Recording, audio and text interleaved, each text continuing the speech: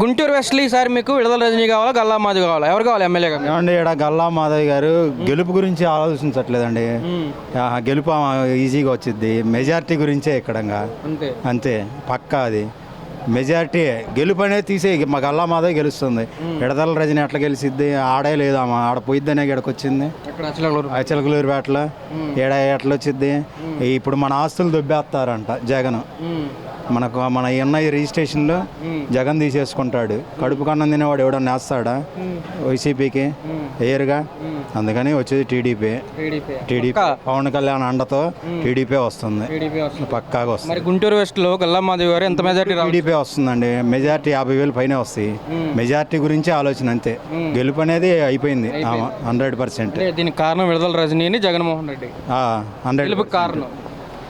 పవన్ కళ్యాణ్ అండతో గెలుస్తుంది మాధవి. టీడీపీ వస్తుంది అది.